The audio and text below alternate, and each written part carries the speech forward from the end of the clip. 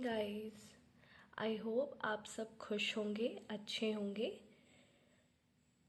आज हम इकोनॉमिक्स की क्लास 3 करेंगे जिसमें हम पढ़ेंगे branches of economics. Okay, so branches of economics में हमारे पास दो ब्रांचेस होते हैं। एक होता है माइक्रो इकोनॉमिक्स, एक होता है मैक्रो इकोनॉमिक्स। माइक्रो इकोनॉमिक्स क्या होता है? माइक्रो आप नाम से ही जान पा रहे हैं, छोटी। कोई भी चीज़ जो छोटी होती है, सिंगल होती है, उसे हम माइक्रो बोलते हैं।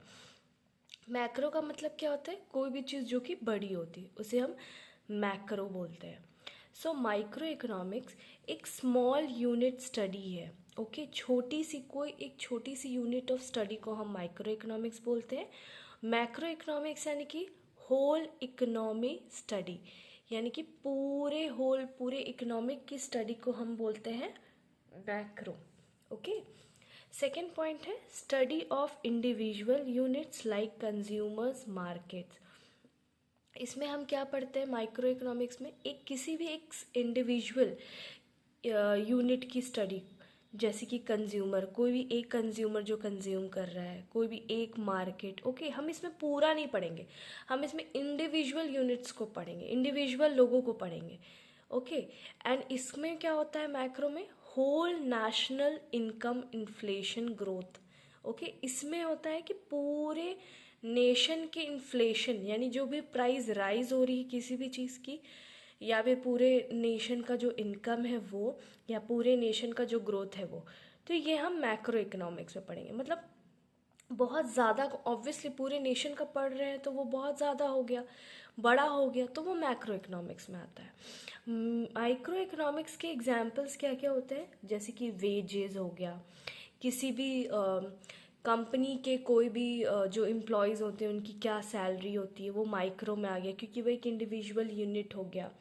इंटरेस्ट हो गया, किसी ने लोन लिया, उसमें क्या इंटरेस्ट वो बैंक ले रहा है, दैट इज़ इंटरेस्ट, वो पढ़ेंगे।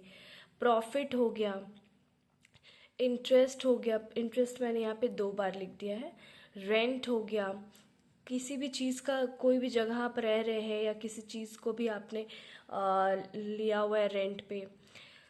फिर आते हैं थर्ड पॉइंट्स। इसमें एग्जाम्पल क्या आता है? एग्जाम्पल सब बहुत अच्छे से समझ पाएंगे। National income, okay, GDP, GNP, unemployment, fiscal, monetary policy, ये सब आ जाएगा मैक्रो इकोनॉमिक्स में। ये जो भी चीज़ें यहाँ पे बात हो रही है ये पूरे नेशन पे बात हो रही है। ओके, हम लोग कंप्लीट नेशन के बारे में बात कर रहे हैं, पूरे कंट्री, अपने पूरे कंट्री के बारे में बात कर रहे हैं, तो ये मैक्रो इकोनॉमिक्स में आएगा।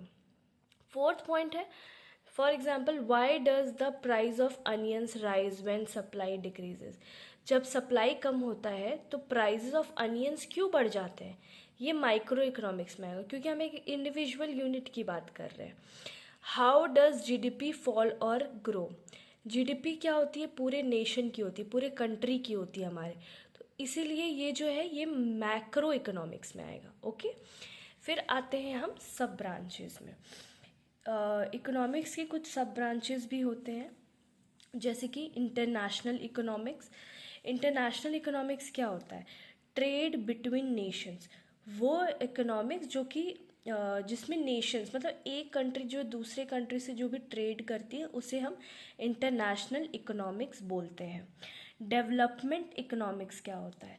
Growth and development of poor developing countries. Development economics का मतलब होता है जिसमें हम कोई भी कंट्री जो कि डेवलपिंग है, ओके, ना कि डेवलप, जो अभी डेवलप हो रही है उसमें जो भी ग्रोथ हो रहा है या फिर जो भी डेवलपमेंट हो रहा है उसे हम developing countries, sorry, development economics बोलेंगे। फिर आता है monetary economics. Monetary economics, monetary से ही आप जान रहे होगी कि मनी की बात हो रही है, यानी कि role of money, banking and financial institution, इसे हम मॉनेटरी इकोनॉमिक्स बोलते हैं। मॉनेटरी इकोनॉमिक्स में क्या होता है कि जितने भी पैसे से रिलेटेड जो भी लेन देन है, मनी की बात है, ओके, फाइनेंस की बात है, वो आपके मॉनेटरी इकोनॉमिक्स में हम पढ़ेंगे। फिर आता है इन्वायरमेंटल इकोनॉमिक्स। इन्वायरमेंटल इकोनॉमिक्स क्या होता है? Use of natural resources. Natural resource, obviously environmental की बात हुई है तो इन्वायरमेंट की चीज़ों की बात होगी यहाँ पे।